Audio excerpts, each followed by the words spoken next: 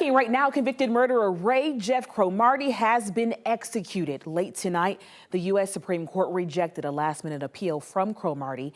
Cromartie's execution, which happened at 10:59 tonight at the state prison near Jackson, was for the 1994 murder of a convenience store clerk. John Sherrick is following this story for us tonight.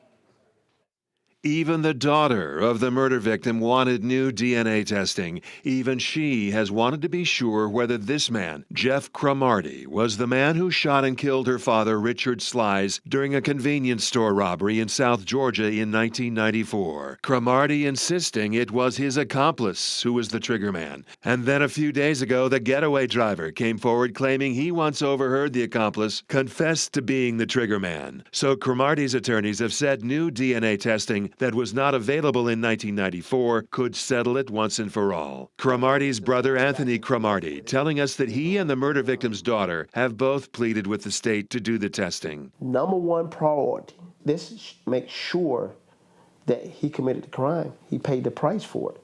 But if he didn't, set him free. But state prosecutors have always insisted that all of the evidence from the crime points to Cromartie as the triggerman, and that there's no way to use DNA to prove conclusively otherwise. Cromartie consistently lost every appeal, and just hours before his scheduled execution, his attorneys asked the U.S. Supreme Court to grant him time for the testing. Cromartie supporters saying no matter how the Supreme Court ruled, whether he lived or died, they would continue to push for the testing in the name of justice.